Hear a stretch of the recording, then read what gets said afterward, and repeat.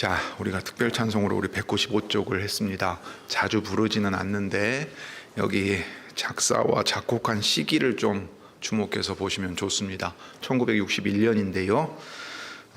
우리 조사 시치 때도 그렇고 장로 시치나 목사 시치 때도 꼭 이제 살펴보고 확인하는 것 한 가지는 우리 자매교회인 독립개신교회가 특별히 이제 성약교회가 1964년에 교회로 섭니다. 63년에 공부 모임을 시작하게 되고 64년에 교회로서의 확고한 의식을 가지고 시작하게 됩니다. 이게 이제 자매교회인 독립개신교회의 시작이고 그 정신을 개혁신앙 동호회의 목사님들이 교우들과 함께 사경회 중심으로 갖춰가면서 우리 노회가 이제 1996년 4월에 헌장을 제정하고 한 개의 노회가 하나의 교단을 이루는 동노회 체제를 시작을 합니다. 그러니까 그 정신을 우리도 이어간다 그 마음을 갖지요. 자, 일제 신사참배 때 일체의 직을 갖지 못하고서 여기 가사가 노래하듯이 막막한 시절을 보낸 분이 있습니다. 대한예수교 장로회에서 목사로 서가지고 거기서 일한 분도 아닙니다. 50년대에 사회사본을 연구해서 박사학위를 받았던 당대에 뛰어난 연구자입니다. 그렇지만 교회가 어떻게 가야 될 것인가 생각할 때 사실 이 가사처럼 막막합니다. 기존의 교회들대로 가자니 주께 받은 사명을 생각하고 또 교회의 상황을 생각할 때 어두운 밤 가운데 있는 것 같습니다. 그때 이제 하나님의 말씀을 듣는 사람들이 모여서 자연스럽게 이전으로 돌아갈 수 없다. 분명하게 우리가 해야 될 일이 있다 하는 의식을 가지고 시작된 것이 이제 성약교회입니다. 그러니까 기존의 교회가 다 썩고 부패했으니까 저건 가망이 없다. 그래서 우리는 저 거짓교회 부정하고 주님의 참교회로 서야 된다. 이렇게 시작하지는 않았습니다. 자, 그런데 이제 61년 정도가 되면 여기 가사가 이야기하듯이 주님 앞에 바르게 가야 될 터인데 주변은 그리 밝고 환하고 누군가 함께 갈 만한 무언가가 보이지 않는 상황입니다. 그럴 때 이 찬송의 가사와 곡조가 있는 것을 조금 우리는 한번 생각해 볼 필요가 있겠습니다. 자, 이제 신앙고백서 제9장 2절과 3절을 보겠습니다. 관련해 가지고는 성경 구절 창세기 2장 15절부터 17절 한 번 더 읽고 그다음에 3장 6절부터 13절을 한 군데를 더 읽겠습니다. 그런 다음에 9장 2절 3절 우리 같이 고백하지요. 자, 구약 성경 창세기 2장 15, 17절, 3장 6절, 13절입니다. 여호와 하나님이 그 사람을 이끌어 에덴 동산에 두사 그것을 다스리며 지키게 하시고 여호와 하나님이 그 사람에게 명하여 가라사대 동산 각종 나무의 실과는 내가 임의로 먹되 선악을 알게 하는 나무의 실과는 먹지 말라. 내가 먹는 날에는 정령 죽으리라 하시니라. 이제 3장입니다. 여자가 그 나무를 본즉 먹음직도 하고 보암직도 하고 지혜롭게 할 만큼 탐스럽기도 한 나무인지라. 여자가 그 실과를 따먹고 자기와 함께한 남편에게도 주매 그도 먹은지라. 이에 그들의 눈이 밝아 자기들의 몸이 벗은 줄을 알고 무화과 나무 잎을 엮어 치마를 하였더라. 그들이 날이 서늘 할 때에 동산에 거니시는 여호와 하나님의 음성을 듣고 아담과 그 아내가 여호와 하나님의 낯을 피하여 동산 나무 사이에 숨은지라. 여호와 하나님이 아담을 부르시며 그에게 이르시되 내가 어디 있느냐. 가로되 내가 동산에서 하나님의 소리를 듣고 내가 벗었으므로 두려워하여 숨었나이다. 가라사대 누가 너희의 벗었음을 내게 고하였느냐. 내가 너더러 먹지 말라 명한 그 나무 실과를 내가 먹었느냐. 아담이 가로되 하나님이 주셔서 나와 함께하게 하신 여자 그가 그 나무 실과를 내게 주므로 내가 먹었나이다. 여호와 하나님이 여자에게 이르시되 내가 어찌하여 이렇게 하였느냐. 여자가 가로되 뱀이 나를 꿰므로 내가 먹었나이다. 자, 여기가 이제 성경 본문입니다. 그 다음에 우리 신앙고백서 9장 2절과 3절을 같이 고백해 보지요. 1절에 이어지는 내용이고 1절을 더 이제 자세하게 고백해 가는 내용입니다. 2절입니다. 사람은 무죄 상태에서는 선한 것과 하나님께서 기뻐하시는 것을 소원하고 행할 자유와 능력을 지니고 있었습니다. 그렇지만 아직 가변적이어서 그 상태에서 타락할 수도 있었습니다. 3절, 사람은 죄의 상태로 타락함으로써 구원과 함께 오는 어떠한 신령한 선을 향하는 의지의 능력을 완전히 잃었습니다. 따라서 자연인은 그러한 선을 전적으로 싫어하고 죄 가운데 죽어 있어서 자기의 힘으로는 스스로 회개할 수도 없고 회개할 준비를 갖출 수도 없습니다. 자, 이제 사람이 하나님과 맺은 언약에 대해서 말하고, 그 다음에 그 언약이 파기되지 않고 이어가게 하시는 우리의 유일한 중보자이신 그리스도의 사역에 관하여 살폈습니다. 그 다음에는 인간인 우리에게 그 언약 관계 속에서 그 언약을 이루어 갈 수 있게 주신 자유와 능력에 대한 이야기로 이제 9장은 시작을 합니다. 9장 1절은 지난주에 여러분들이 책 내용을 따라가면서 보았을 텐데 제가 한 번 더 읽겠습니다. 9장 1절입니다. 하나님께서는 사람의 의지에 본성적인 자유를 부여하셨습니다. 그래서 그 의지는 선이나 악을 향하도록 강요되지 않고 본성의 어떠한 절대적인 필연성에 의해서도 그렇게 되도록 결정되지 않습니다. 라고 고백했습니다. 여러분, 되게 어려운 얘기 같지요. 그런데 하나하나가 대단히 중요한 의미를 지니고 있습니다. 왜냐하면 하나님이 주권적으로 뜻하시는 대로 행한다 할 때, 그러면 사람은 꼭두각시인가? 죄로 부패해가지고 무능력하다 그럴 때 사람은 아무런 선도 행할 수 없고 나쁜 놈들인가? 말이 안 되거든요. 특히 이 이야기를 듣는 비신자들은 더더욱 그러하죠. 비웃으면서 뭐라 그럽니까? 너나 잘해라. 너나 잘해라. 교회 보니까 너네들이 우리보다 나은 게 하나도 없더라. 이렇게 말한단 말이에요. 그런데 너네들은 뭐 하나님 앞에서 항상 선을 행하고 믿지 아니하는 이들은 악을 선을 행할 능력이 아무것도 없다고 말하는데 세상엔 아름다운 분도 있고 선한 것도 있고 그렇지 않느냐? 너희는 어떻게 왜 너네들 마음대로 그렇게 얘기하느냐 하는 거예요. 하나님이 전적으로 주권적으로 원하시는 대로 행한다 그러면 거기 인간에게 있어서 가장 중요하고 가장 아름다운 요소, 즉 자유로움이 사라지지 않느냐. 그것이 어떻게 종교일 수 있느냐 이렇게 말한단 말이에요. 특히 현대인들은 인간을 모든 것 중심에 두지요. 그게 근대의 가장 혁명적인 내용입니다. 신이 중심이 된 데서 인간이 중심이 된 대로 바뀝니다. 그리고 그 인간은 합리적인 인간입니다. 즉 이성이 국가의 이성의 형태로 구현되는 게 법이란 말이에요. 그러니까 합리적인 인간들이 자유롭게 결정하여 행동하는 것이 이 현대 사회의 가장 대전제입니다.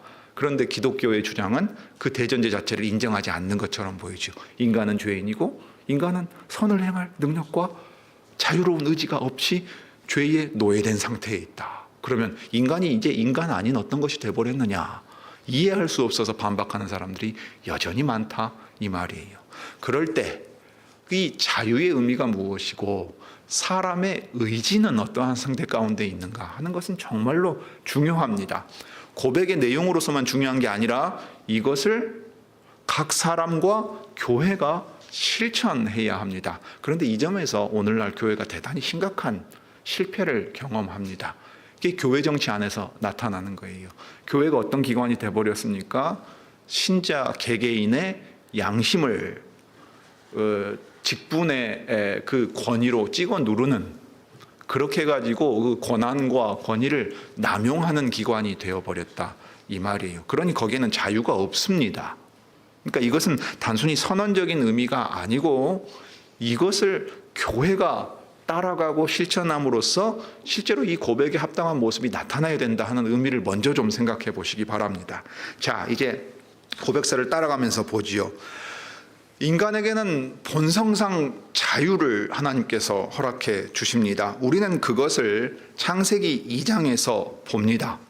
한번 본문을 다시금 보시죠. 2장에 보면 여호와 하나님께서 복 주시고 명하시면서 이제 사람을 에덴에 있는 동산에 정원에 두십니다. 그러면서 그것을 다스리며 지키게 하시지요. 자, 사명을 행하라 명령하시고 수행할 수 있게 복을 주셨습니다. 그러니까 능력을 받았어요. 모든 좋은 것들이 다 구비되어 있었습니다. 그러면서 16, 17절에서 강조하는 바는 이것입니다. 여호와 하나님께서 그 사람에게 명하여 가라사대 동산 각종 나무의 열매는 내가 자유로이 먹거라 했어요. 자유로이. 자, 하나님께서는 해야 할 일과 하지 말아야 할 일의 목록을 정해서 아주 모든 것을 세부적 규정하지 않으십니다.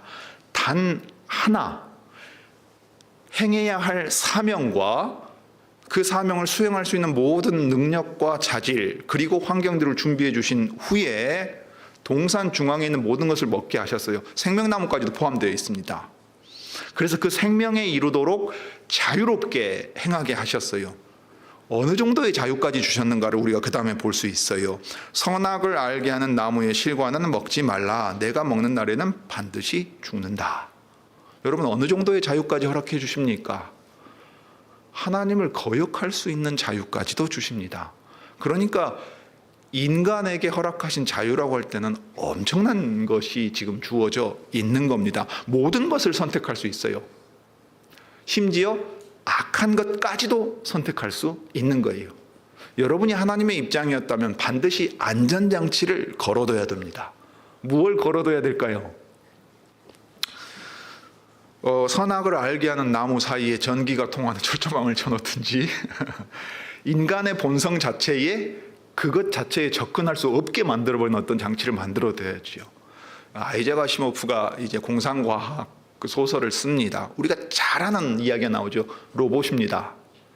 여러분, 로봇에게 있어서 제1원칙이 있습니다. 가장 중요한 원칙이 있습니다. 그게 뭡니까? 로봇을 만든 사람을 대적하면 안 됩니다.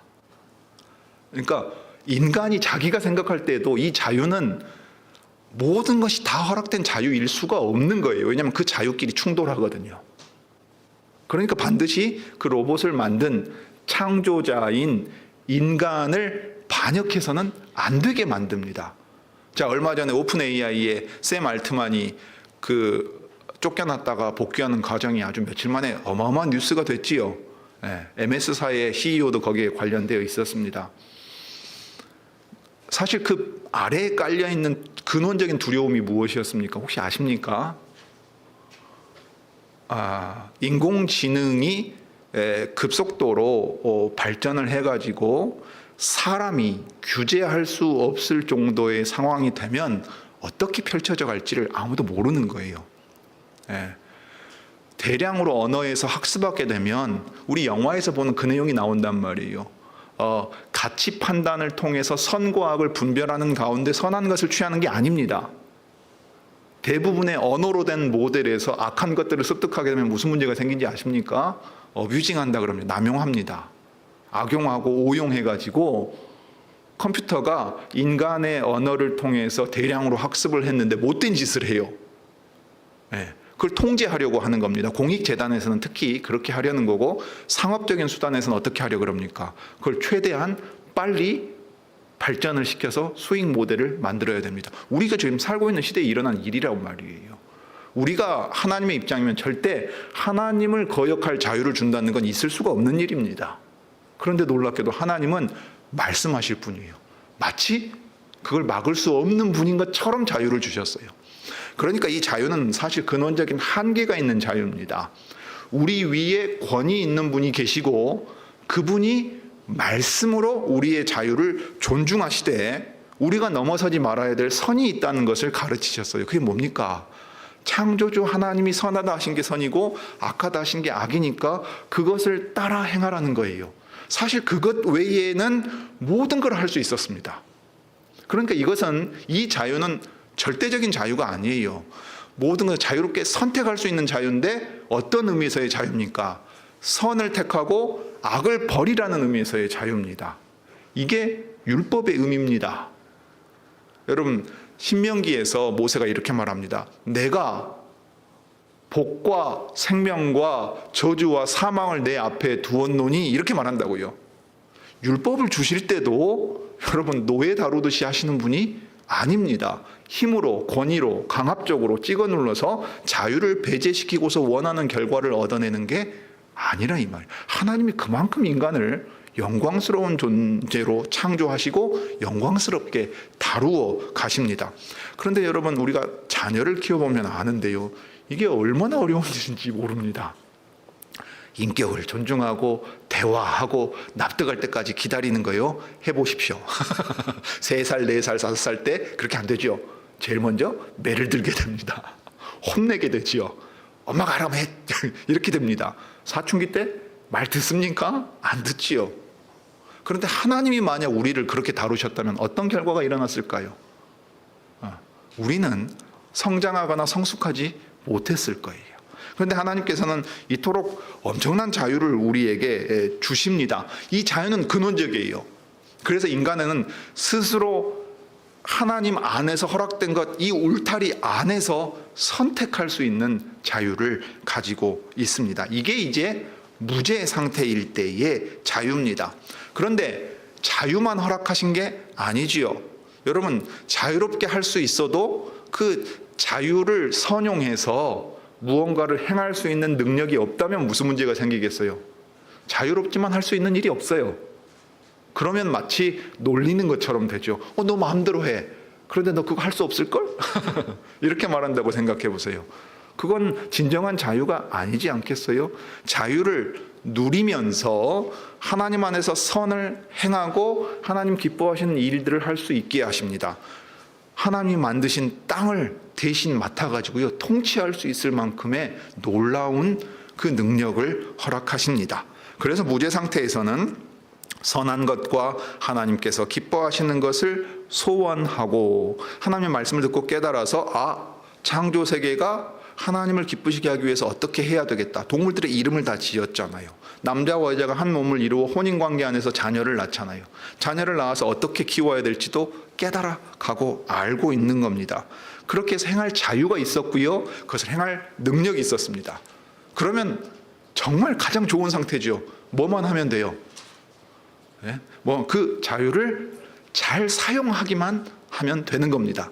단 하나, 하나님께서 그만 일만 하지 않으면 되는 그런 상황이었다, 이 말입니다. 그런데 하나님께서 금지한 명령이 있고 그 금지한 명령의 결과가 하나님께서 선포하신 것이 있죠. 그게 뭡니까? 반드시 죽는다는 겁니다. 그러니까 생명과 죽음이 나뉠 수 있는 그 분기점이 여전히 앞에 있다는 얘기예요. 이것은 하나의 시험대지요. 이것을 네가 통과해가지고 더 이상 악하고 죄가 되는 것이 들어오지 못하게 그 가능성 자체가 사라져버려서 완전한 생명에 이르도록 나아가야 된다 하고 지금 보여주시는 것입니다. 그래서 이 신앙고백서는 이렇게 말해요. 그렇지만 아직 가변적이어서 인간이 자유로이 어떤 선택을 하느냐에 따라서 생명과 사망, 복과 저주가 그 앞에서 나뉠 수 있는 겁니다. 그래서 그 상태에서 타락할 수 있다 했어요. 타락했다는 것은 영광스러운 상태에서 밑으로 떨어져 나가는 거지요. 그런데 사실은 영광스러운 상태인데 이거보다 더 완전하고 온전한 영광으로 나아가라고 하셨는데 인간의 선택은 정반대로 행하게 되어 있었습니다. 이게 이제 3절이 말하는 바 죄의 상태로 떨어졌다. 더 정확하게는 죄의 노예된 상태로 떨어져 버린 것을 말합니다. 이게 이제 두 번째로 타락 이후의 내용입니다. 자, 그러면 여기서 우리가 생각할 점이 있습니다. 인간은 타락함으로 말미암아 자유를 빼앗겼거나 의지가 사라졌거나 인간이 아닌 어떤 것이 되었습니까? 아닙니다. 여전히 인간은 인간이고 인간에게 본성상 주신 자유는 아주 중요한 요소로 남아 있습니다. 그러니까 현대 사회에서요, 특별히 서구의 역사에서 이 윤리라고 할 때, 도덕과 윤리라고 할 때 정점은 개인이 자유로운 상태에서 스스로 책임지는 겁니다. 이게 특별히 칸트 이후에 아주 확립된 원리예요. 그게 인간으로서 가장 존엄하고 아름다운 모습이라고 생각하고 있습니다. 성경은 인간이 타락했다고 해도 인간 아닌 다른 것이 되었다고 말하지는 않습니다. 창세기 1장의 하나님의 형상을 해석하는 데 있어서 학자들과 목사들의 해석이 나뉩니다.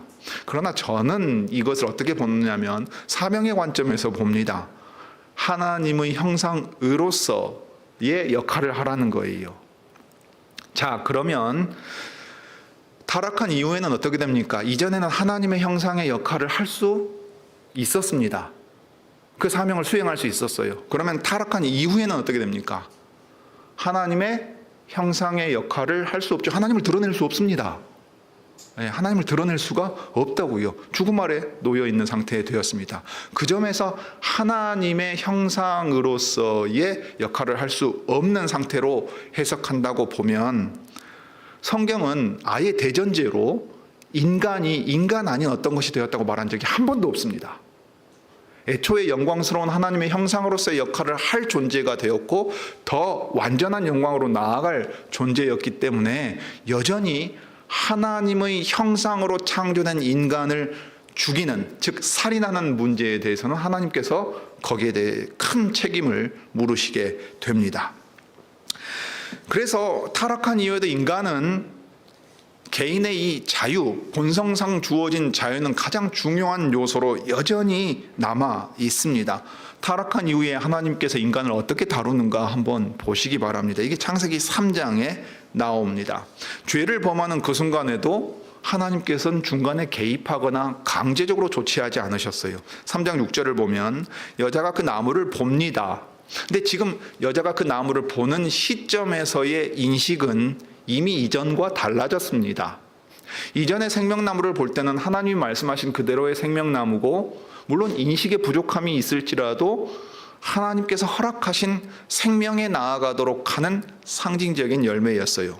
그런데 이제는 그 나무가 어떻게 보이는가 보십시오. 먹음직도 하고 먹지 말라 하신 나무인데 먹음직스럽게 보입니다. 먹어도 될 것처럼 생각됐다고요. 그럼 벌써 인간 안에 어떤 변화가 생깁니다. 무슨 변화가 생겼습니까? 선과 악의 표준이 뒤틀어진 겁니다. 유혹을 받아서 생각부터가 달라져요. 판단하는 기준 자체가 달라져 버렸어요. 먹어도 되겠구나. 먹고 싶네 하는 마음이 일어났어요. 아름다워 보였어요. 이때 아름답다는 것은 먹을 수 있으면서 아름답다는 거니까 마치 열매가 반짝반짝거리면서 와서 나를 먹어라 이런 느낌이란 거죠. 전에는 어떻게 말했냐면 만지지도 말아야 될 나무처럼 보였는데 이 완전히 달라졌어요. 나무가 달라진 게 없이 사람의 생각이 달라졌죠. 뱀이 유혹을 받았을 때에 이미 그 안에서 죄가 일하고 있다는 이 말입니다. 그 다음에 하나님께서는 죽음의 가능성이 완전히 사라져서 하나님의 형상으로서 영광스러운 일을 다 행할 수 있을 만큼 완전한 상태에 이르도록 생명나무를 주셨어요. 그걸 이제 가능성으로 보이셨는데 문제는 이 나무가 자신들에게 주어지지 않은 비밀스러운 지혜를 줄 수 있는 나무인 것처럼 생각되었습니다. 하나님께서는 그렇게 말씀하신 적이 없어요. 오히려 누가 이 얘기를 했습니까? 옛 뱀, 사탄이 뱀의 모습으로 찾아와서 그 얘기를 한 겁니다. 하나님이 불공평하게 너희들이 하나님과 같은 존재가 될 것 같으니까 그 비밀한 지식을 주지 않기 위하여 먹지 말라고 하신 거라 했어요. 그러니까 뱀의 말을 믿은 겁니다. 뱀의 권위를 인정하고 뱀의 말을 받아들임으로써 그의 생각하고 느끼고 소원하고 행하려고 하는 모든 것이 이미 뒤틀어져 있다는 것을 보는 거예요. 열매를 따먹음으로써 비로소 죄를 지은 게 아닙니다. 이미 그는 그 유혹을 받아서 죄의 아래서 그 열매를 먹는다는 행동으로 결과를 낳는 거예요. 그러니까 야고보가 글을 쓸 때 이렇게 말하는 겁니다. 죄가 잉태되고 자라서 출산하는 거예요. 여러분 우리 교회에 우미 씨가 최근에 출산했지 않아요? 여러분 출산한 순간 없던 아이가 생긴 겁니까? 아니잖아요. 아이는 이미 뱃속에 있었어요. 뱃속에 10달이 있었다고요. 그러니까 이미 그 안에서 잉태되고 자랐고 나온 그 순간 확인된 것일 뿐입니다. 그러니까 사람이 어떻게 죄의 영향력 아래에서 변화가 일어났는가 3장 6절이 아주 보여줍니다. 그 다음에 자기가 따먹었을 뿐만 아니라 함께한 남편에게도 줍니다. 확언할 수는 없지만 애초에 유혹받는 자리에 남자도 있지 않았겠나 생각할 수도 있습니다.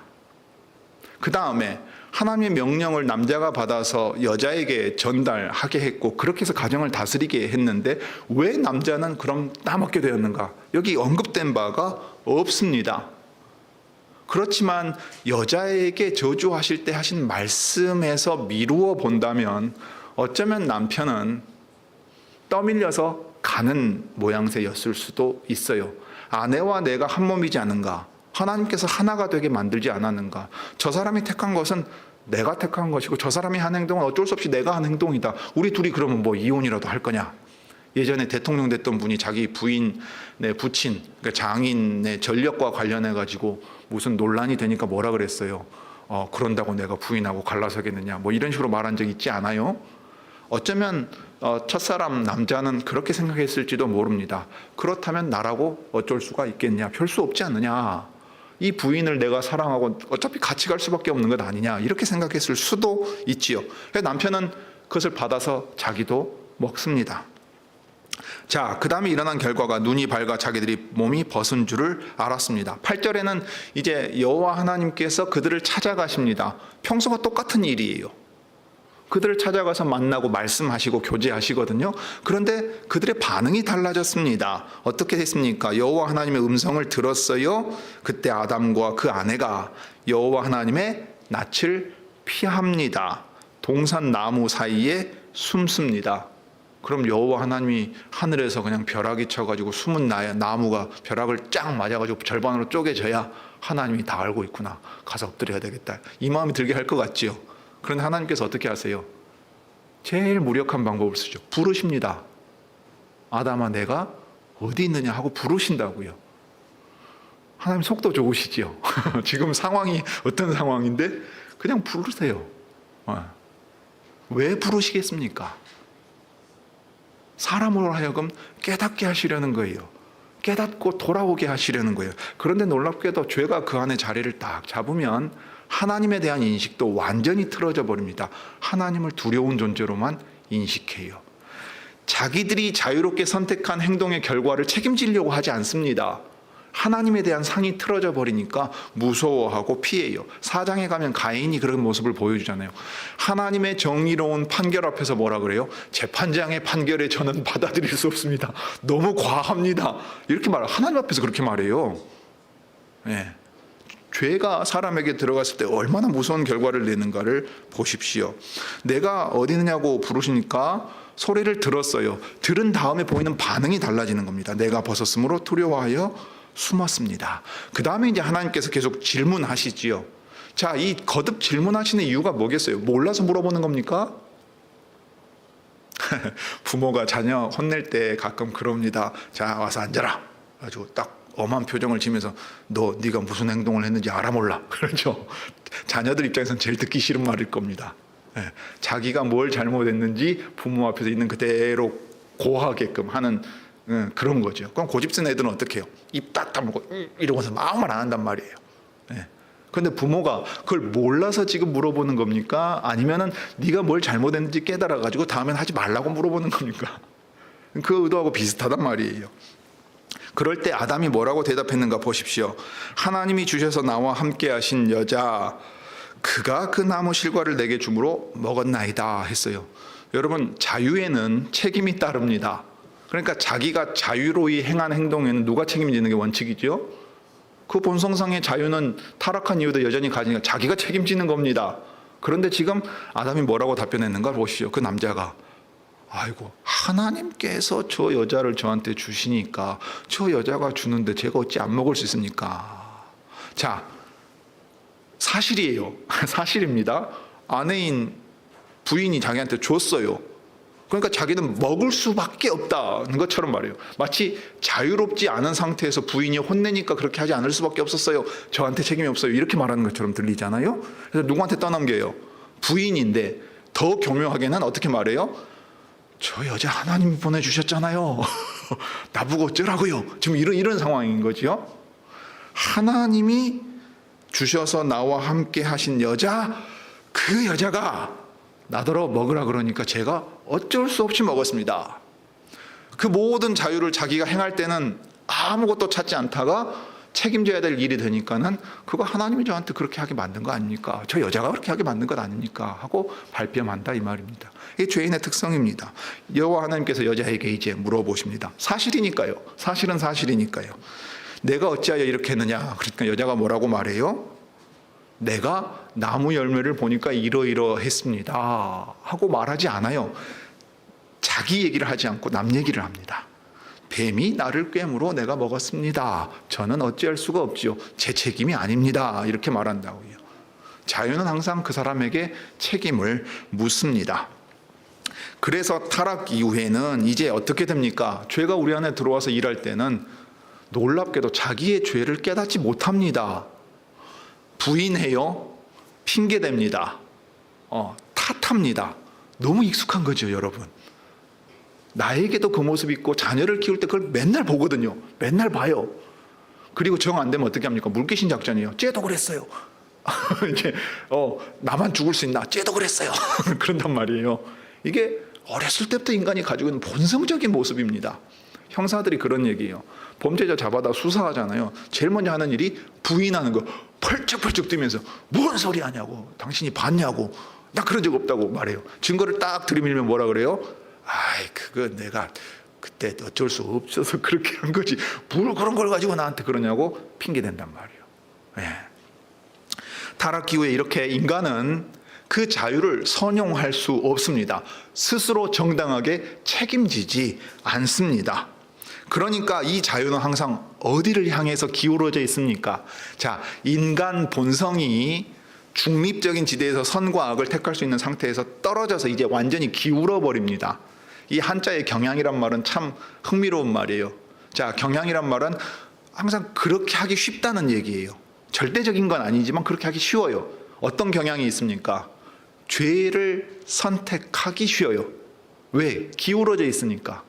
우리가 자유를 말할지라도 운동장이 기울어져 있으면 공정하지 못하다고 말하지. 오늘날 기울어진 운동장 얘기 항상 하잖아요.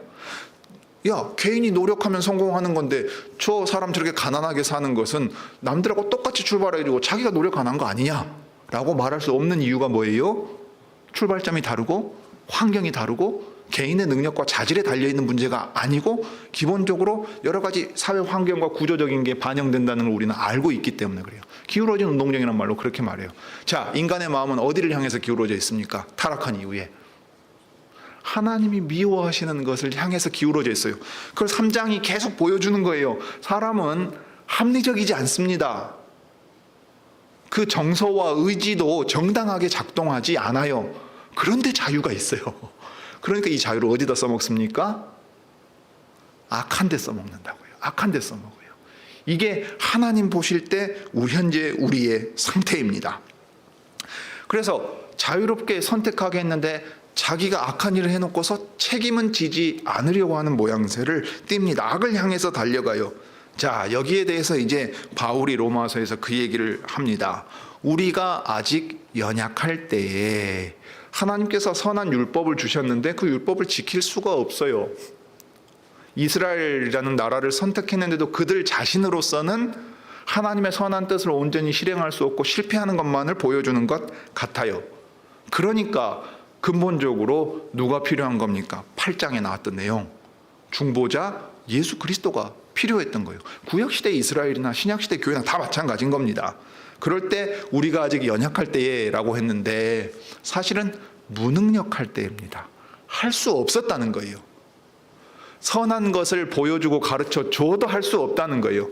그런데 사람은 절대 그거 인정 안 합니다. 오늘날 지식인들이 가지는 종교관이 뭔지 압니까? 중보자 예수 그리스도, 나의 책임을 누군가 대신 져준다는 건 있을 수 없는 일이라고 봐요. 칸트주의자 중에 한 사람은 대학 교수 얘기를 제가 몇 차례 한 적이 있는데, 그분은 아버지가 목사였고 고전학과 신학도 공부한 사람이에요. 그 사람이 절대 자기의 학문 세계에서 받아들일 수 없는 종교적인 주장 하나가 있습니다. 그게 뭐냐면 내 죄를 예수가 대신 지신다는 거예요. 있을 수가 없는 일이에요. 인격의 절대 조건이 뭡니까? 자유예요. 그 다음에 책임입니다. 내가 지옥에 갈지언정 내가 지은 죄면 내가 책임을 지는 거지, 예수가 왜 내 죄를 책임지느냐, 이렇게 말한단 말이에요. 창조주 하나님께서 법을 내시고 가르치셔도 사람은 그렇게 말해요. 많이 배우고 가르치는 선생일지라도 그렇게 말한다, 이 말입니다. 무력합니다. 무능력합니다. 그러니 하나님의 말씀이 선하다는 걸 가르쳐주면 사람이 그걸 행할 거라고 절대 생각할 수 없습니다. 우리가 우리 자신을 보면 알 수 있지 않습니까? 그래서 자연인이라고 하는 건 타락한 이후에 보통 출생의 방법으로 태어나는 일반적인 모든 사람을 가리킵니다. 이때 자연인은 법률적인 용어도 아니고 신학적인 의미에서 타락한 이후에 태어나는 일반적인 인간은, 이런 뜻이에요. 그래서 그들을 육신의 상태라고 말합니다. 육신의 생각은 하나님과 원수가 되나니, 하나님께서는 그들을 구원하시려고 뱀과 원수가 되게 하셨는데 그들은 누구와 원수돼서 싸우고 있어요? 하나님과 원수가 됩니다. 하나님을 향해서 적대감을 가지고 있어요. 복음을 전해보면 압니다. 합리적이고 공부 많이 하고요, 똑똑한 사람에게 전하면 신을 향해서 적대감을 드러냅니다. 어느 지점에 가면, 자기를 건드리는 지점이 나오면 아주 신이 오히려 인류 역사를 망가뜨린, 존재한다면 그게 어떻게 신일 수 있냐고 항변한다, 이 말이에요. 하나님을 향하여 적대감을 가진 원수가 되어버렸습니다. 이는 하나님의 법에 굴복치 아니할 뿐만 아니라 할 수도 없다고 성경이 우리에게 들려줍니다. 자, 그래서 이 타락한 인간의 상태는 어려서부터, 태어날 때부터, 모태에서부터 태중에서 잉태될 그 순간부터 자기는 죄인이라는 다윗의 고백이 나올 수밖에 없어요. 다윗은 밧세바 사건 이후에 그것을 깨달은 겁니다. 자기 죄의 근원이 어디에 있는가 하면, 거슬러 올라가고 올라간다면 인간이 이 신앙 고백서의 내용대로 자연인은 죄에 노예된 상태에서 태어나서 항상 그렇게 사는구나. 하나님께서 말씀을 보내셔서 나로 회개케 하지 않으신다면 나로서는 이 일을 행할 수밖에 없는 죄인이구나라는 걸 깨닫게 됩니다. 창세기 6장이 그것을 들려주죠. 사람의 죄악이 세상에 가득 찼습니다. 넘칠 정도로 가득 찼어요. 그리고 그 마음의 생각이 계획하는 바가 항상 악해요. 전적인 부패와 타락은 이걸 가리킵니다. 사람 중 그 누구도 스스로 선을 행할 수 있는 사람이 없고 선한 것을 찾지도 않더라는 거예요. 이때 선은 하나님이 여전히 기준입니다. 인간은 자기 스스로 선과 악의 기준을 세웁니다.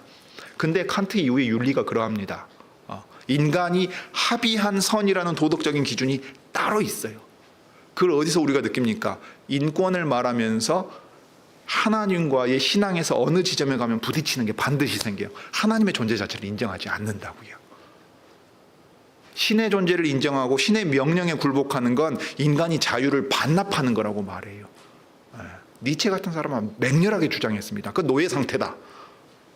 근데 그렇지 않아요. 그리스도 예수 안에서 구원하신 사람들이야말로 진정한 자유를 누리는 인간이라는 것을 사실은 우리는 말씀을 통해 배우고 깨닫고 행해야 되는 사람들입니다. 그래서 한 사람도 예외 없이 로마서 3장에서 바울이 이렇게 선언합니다. 기록된 바 의인은 없나니 하나도 없으며, 시편의 고백입니다. 다 치우쳐 한 가지로 무익하게 되고 선을 행하는 자는 없나니 하나도 없더라. 하나님 보실 때 해 아래에 있는 모든 인간들이 항상 악을 향하여 달려가더라 했어요. 그러니 그들의 자유는 놀랍게도 여전히 하나님께서 인간을 인간으로 남겨두시고 자유롭게 행동하게 하시는데 선택하는 데 있어서 실제로는 자유롭지 않더라는 거예요. 에베소서 2장입니다. 그때 너희가 그 가운데서 행하여 이 세상 풍속을 좇고, 사실 우리는 개인이 합리적으로 선택해서 자유를 행한다고 생각하는데 풍속을 좇아요. 유행 따라갑니다. 인간 뉴런도 그런 얘기를 하는데요. 사회문화인류학자인 르네 지라르 같은 사람도 연구를 했습니다. 거울 이론을 얘기합니다. 뭐냐면 모방한다는 거예요. 모방한다는 거. 자녀들이 자라면서 제일 먼저 하는 게 뭐예요? 부모 똑같이 따라합니다. 말 따라하면서 배우고 똑같이 따라하죠. 남들을 흉내내고 따라하면서 영향을 받는단 말이에요. 인간은 절대적으로 자유로운 존재에서 아무런 영향도 받지 않고 내가 선택한다고 생각하는데 실은 그렇지 않더라는 거예요. 이 성경은 이렇게 표현해서 이 세상 풍속을 엮고 틀을 만들어 가지고 흐름을 하면 다 그냥 따라가고 있는 겁니다. 공중의 권세 잡은 자를 따랐으니 곧 지금 불순종의 아들들 가운데서 역사하는 영이라. 성령께서는 빌립보서 2장 13절에 보면은 너희 안에 소원을 두고 행하시는 이는 하나님이시니, 근데 그와 정반대 일을 하는 게 여기 공중의 권세 잡은 자입니다. 불순종의 아들들 가운데서 역사합니다. 역사한단 말이 동일한 말이에요. 우리로 치면 하나님의 말씀으로 깨닫게 하셔서 감정을 움직이시고 의지, 곧 힘을 발휘하게 하셔서 행동할 수 있게 하세요.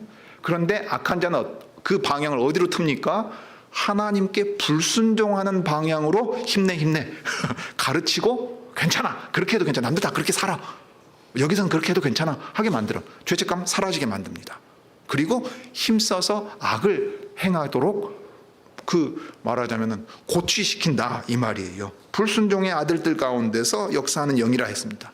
전에는 우리도 다 그 가운데서 우리 육체의 욕심을 따라 지내며 육체와 마음에 원하는 것을 하여 다른 이들과 같이 본질상 진노의 자녀였다고 말합니다. 하나님 미워하는 거 행하면서 하나님 미워하는 사람으로 살았어요. 그러니 우리 스스로 진노를 받지 않을 방법이 있겠느냐 하고 말합니다. 단순히 거기서 그치는 게 아니죠.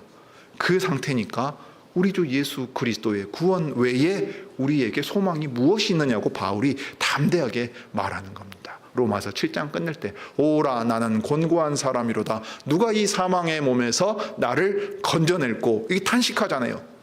모든 인간이 도덕적으로 자기를 성찰한다면 사실 이 지점에 이르러야 합니다. 칸트 자신도 근본 악이라고 하는 철학 개념을 인정했다고요. 그런데 여기서 내가 도덕적으로 훌륭한 인간이 되어서 의무에 충실하면 된다고 말하지 않습니다. 우리 주 예수 그리스도를 찬송하는 것으로 바울의 말은 끝난다고요. 그런 이 9장에 나오는 이 죄의 상태는 8장에 우리의 중보자이신 그리스도 예수님의 구속의 은혜로 말미암지 않고는 벗어날 수 없는 상태입니다. 반대로 만약 우리가 죄에 노예되어서 죄를 향하여 선택할 수밖에 없고 그것을 행할 수밖에 없는 그런 상태에 놓여 있었다면 이제는 예수 그리스도 안에서 참된 선을 택하고 행할 수 있는 자유와 능력을 회복시켜 주시고 이전과 같지 않은 상태로 또 더 나아가게 하십니다. 그러니 우리 안에서 나타나야 될 건 또 무엇이겠습니까? 단순히 이전에는 이랬는데 지금은 그렇지 않다 하고 말하는 데서 그치는 것이 아니라 이 자유를 그리스도를 섬기고 형제와 자매들을 섬기며 세상을 섬기는데 사용해야 될 책임이 우리에게 있다는 말입니다. 하나님 앞에서 진실해야 됩니다. 벌거벗은 자가 죄를 지었을 때 하나님 앞에서 자기의 벌거벗은 수치를 인정하고 하나님 앞에 용서를 구합니다. 이게 회개입니다. 이건 믿음으로 하는 거예요. 엄청난 용기 있는 행동입니다.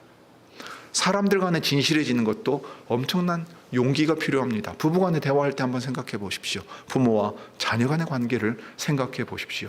우리의 자유를 능력을 가지고서 행하려고 할 때 하나님과 사람 앞에서 진실하게 섬기도록 그 자유와 능력을 주십니다. 우리의 욕심을 따라 다시 예전으로 돌아가라고 주신 것이 아닌 거예요. 그렇기 때문에 여호와 하나님께서는 삼위 하나님께서는 지금도 말씀하십니다. 말씀으로 우리를 설득하세요. 힘으로 굴복시키지 않습니다. 자녀를 양육할 때나 부부간에 관계할 때나 사회적으로 관계할 때 이것을 항상 명심하십시오. 하나님께서는 우리의 양심을 힘으로 누르시는 적이 없습니다. 말씀으로 설득하시고 우리가 깨달아서 동의할 때까지 기다리십니다. 가장 어리석은 방법처럼 보이죠. 그런데 그 일을 실제로 해내십니다. 놀라운 지혜와 능력이 있는 하나님입니다. 그 하나님을 자유롭게 또 기쁘게 믿고 섬길 수 있기를 바랍니다. 기도하시죠. 은혜가 풍성하신 하나님, 우리 아버지, 사람이 자기에게 주신 그 큰 자유와 영광스러운 지위를 떠나서 스스로 죄에 노예된 자리로 들어갔을 때 스스로 속는 자 되고 속이는 자 되어서 우리가 경험하는 매일의 이 고통과 슬픔과 안타까운 현실을 우리들 스스로가 만들어 냈습니다. 그런데도 우리는 신이 이 세상을 엉망으로 만들어버리고 또 다스리는 일에서도 실패했다고 하나님을 향하여 적대감을 드러냅니다. 인간이 자기에게 온전히 자유로운 환경과 여건이 허락된다면 선한 일을 행하고 또 행할 수 있다고 주장합니다. 그러나 우리는 하나님의 말씀이 가르치는 대로 의인은 없나니 하나도 없고 다 치우쳐 무익한 것을 행하고 그쪽으로 향하고 있다고 고백합니다. 이 고백이 우리 자신에게서 나온 것이 아니요 구주 예수 그리스도께서 은혜를 주사 성령 안에서 새롭게 만든 은혜를 받음으로써 고백하게 된 내용입니다. 주님, 이 믿음의 고백을 따라서 이제 그리스도 주님 안에서 새롭게 허락하신 자유를, 그리스도를 섬기고 형제와 자매를 섬기며 또 세상에 주님의 뜻을 전하는 가운데 섬기고 인내하는 자비로운 사랑을 드러냄으로써 나타낼 수 있게 해 주옵소서. 주님의 교회가 주님의 말씀으로 다스림 받을 때 사람의 양심을 억압하지 아니하고 기쁘고 즐겁고 자유롭고 자연스럽고 신령한 가운데 주님의 뜻을 깨달아 기쁘게 교회를 이루어갈 수 있게 인도해 주시기를 구합니다. 주 예수님의 이름으로 기도드립니다. 아멘.